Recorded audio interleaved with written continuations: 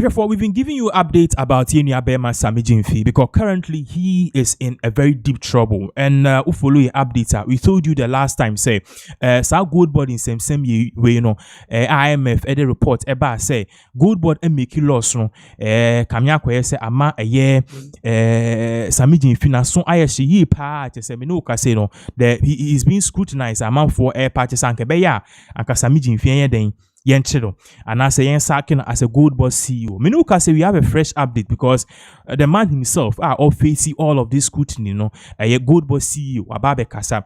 In an interview, you know, he has explained what is really happening on the ground. Dear course on the ground were explaining you know, actually say, you know, I am a for the reporter, but also Obibika. In the be all can in a day.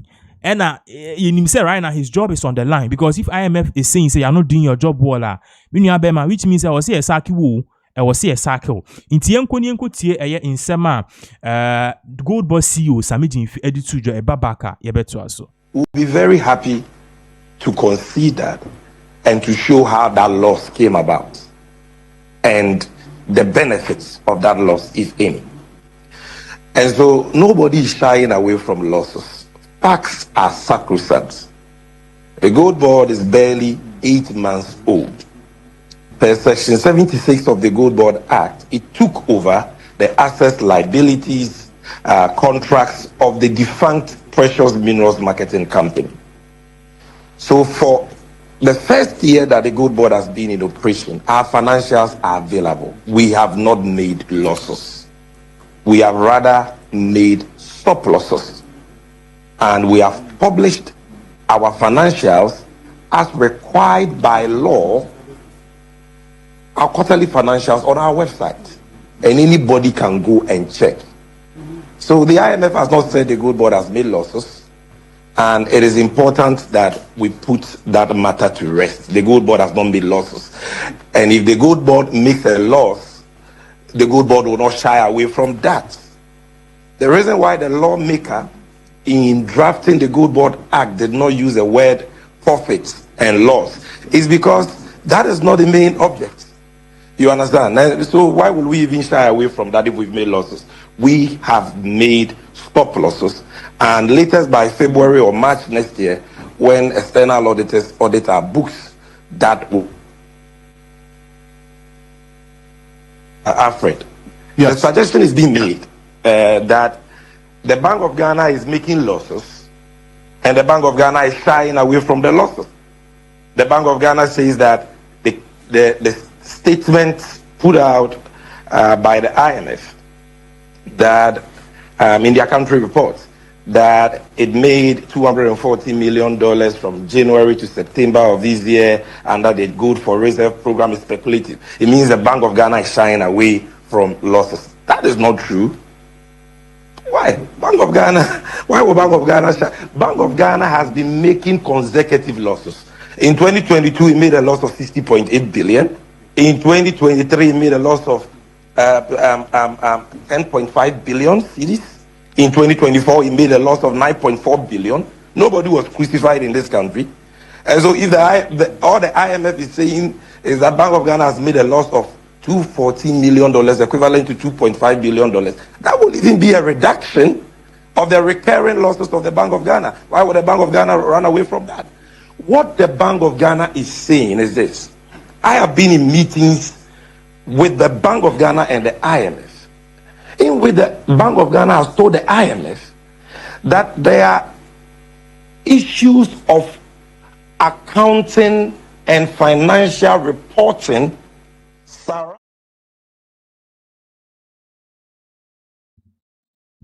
We'll be very happy to concede that and to show how that loss came about and the benefits of that loss, if any, away from losses. That is not true. Why? Bank of Ghana, why would Bank of Ghana shy? Bank of Ghana has been making consecutive losses. In 2022, it made a loss of 60.8 billion. In 2023, it made a loss of 10.5 billion cedis. In 2024, it made a loss of 9.4 billion. Nobody was crucified in this country. And so if all the IMF is saying is that Bank of Ghana has made a loss of $214 million, equivalent to $2.5 billion. That will even be a reduction of the recurring losses of the Bank of Ghana. Why would the Bank of Ghana run away from that? What the Bank of Ghana is saying is this. I have been in meetings with the Bank of Ghana and the IMF, in which the Bank of Ghana has told the IMF that there are issues of accounting and financial reporting surrounding the Gold for Reserve program, that it has referred to its external auditors for resolution, and that how those cost items are treated in the financials can impact the level of profits or losses. And so the IMF should exercise patience and allow its external auditors resolve the issues. And in that meeting, the IMF agreed. So we are not just saying that, oh, management accounts are not available, and that it is only when external audits are concluded that losses can be ascertained. No. They are critical issues of financial reporting and accounting treatment principles for the financials surrounding the Gold for Reserve program that the Bank of Ghana has discussed with the IMF. Their disagreements and same have been referred to its external auditors. And so all the Bank of Ghana is saying is that let that process conclude so that we can have a fair, balanced picture. The Bank of Ghana is not running away from any $214 million losses, which in any case is far lesser than the recurring losses the Bank of Ghana has been making in the last 3 years. Let's make that preliminary point also very clear. Okay. Now, you must understand that the GoldBod, like I said, is barely 8 months. Has this year now put in place the institutional framework for its operations and all that. Okay? So the GoldBod concept, as envisioned under the GoldBod Act, has not taken off. And I have put that on record already. But because the GoldBod took over the PMMC, the GoldBod inherited the PMMC's existing contract with the Bank of Ghana under the domestic gold purchase program, which basically is that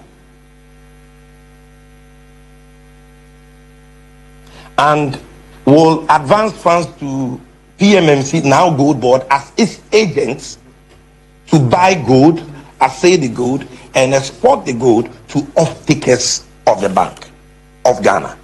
Now, this program started, as you are aware, in 2022. And when the program was being launched, this domestic gold purchase program was being launched, the object, the policy design was not for profit. And that is what I want my revered lecturer, Professor Bobkin, to understand.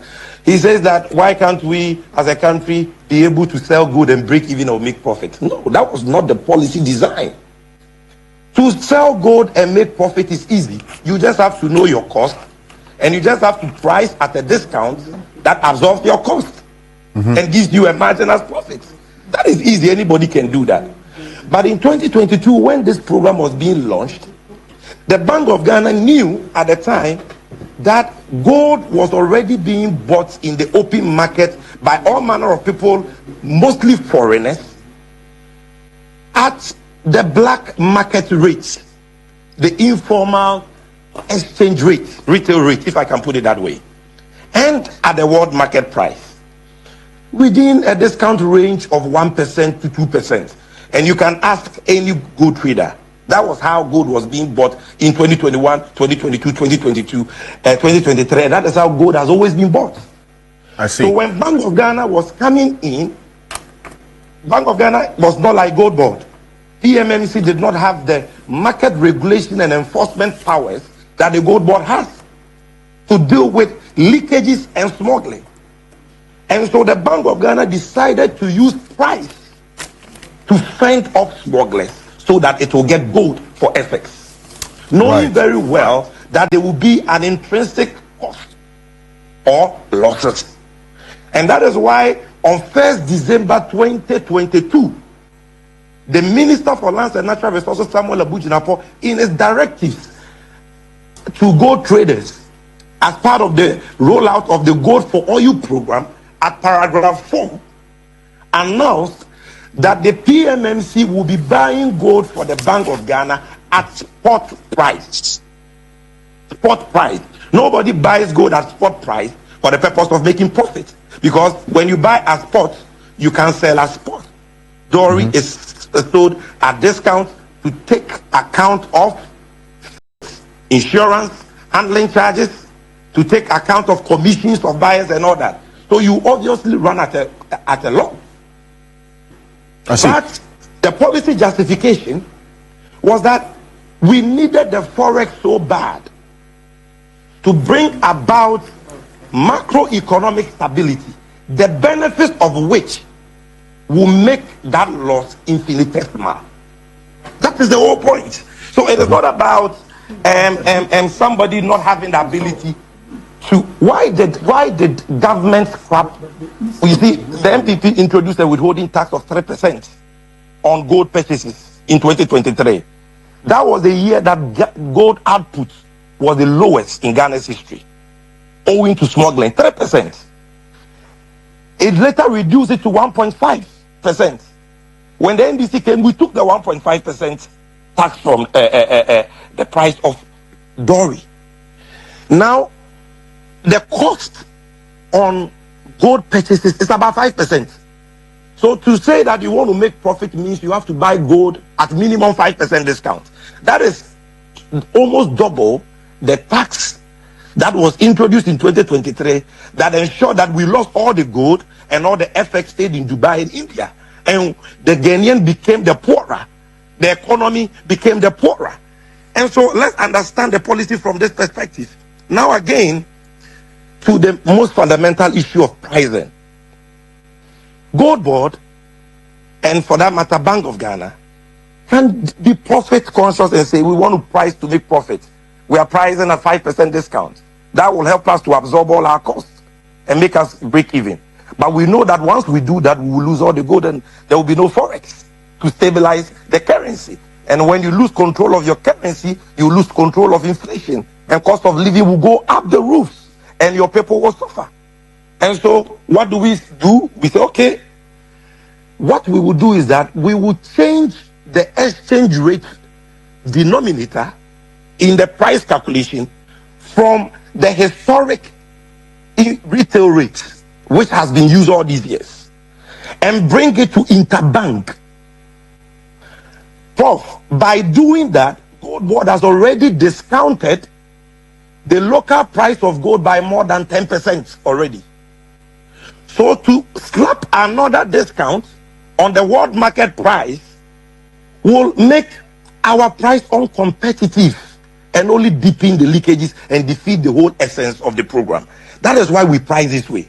But we know that even if what the IMF is saying is true, that we've incurred costs, okay, of $214 million, even if that is true. Prof taught me economics. He knows that there is a cost to everything. If Ghana went to the Eurobond market to borrow $10 billion, we will be paying interest of not less than 10%, true or false. Okay. That is more than $1 billion. It comes, $214 million comes nowhere close to that. By pricing this way and bringing $10 billion, the CD has appreciated by almost 35%. First time in Ghana's history since 2007. The inflation rate has reduced by 11 consecutive months from 23.8% to 6.3%. Food prices have gone down by 32%. In terms of savings to the country, let me tell you this, because in this country, we know the value of everything but the cost of nothing. Let me tell you the value. And why you round up for me? Yes, why I round up. For 2025, the government has spent $1.8 billion in servicing its external debt. Another $1.8 billion in paying IPPs. That is together $3.6 billion. Okay. If government serviced that $3.6 billion debt at an exchange rate of 16 cedis, which we inherited, without the intervention of GoldBod and what we are talking about today, the $10 billion inflows, it would have cost the country 15 billion cedis more. We would have to convert 15 billion cedis more to service that debt. Okay. I have not even spoken about the import bill. Let me tell you something. We are talking about January to September. The import bill from January to September 2025 is $11.8 billion. Do the math. If importers imported those goods at 16 cities, as compared to an average exchange rate of 12 cities, we would have lost an extra 52 billion cedis. There are a number of things that you point to. $240 million.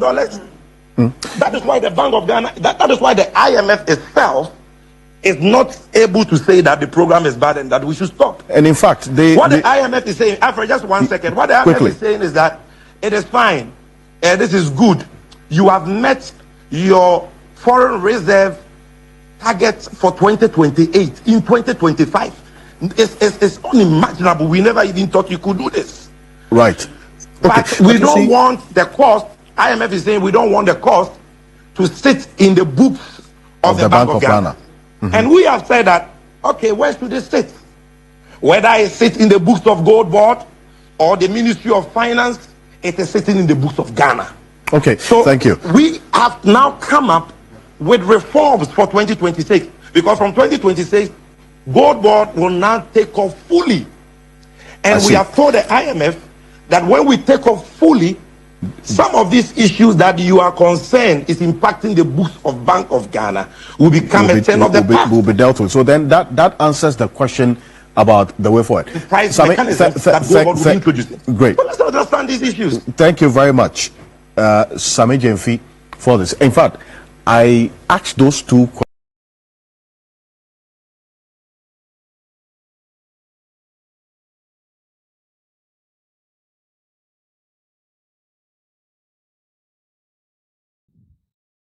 Actually, for instance, same way, and as Sammy Gyamfi edit to clearly, no, many people like me, and a lot of people on social media, after listening to this, they are saying they are not really happy at all, because Sammy Gyamfi seems to have been giving vague answers and things. At the end of the day, you know, Kamia said we've made a loss, and so what? That is how it sounded to some of us.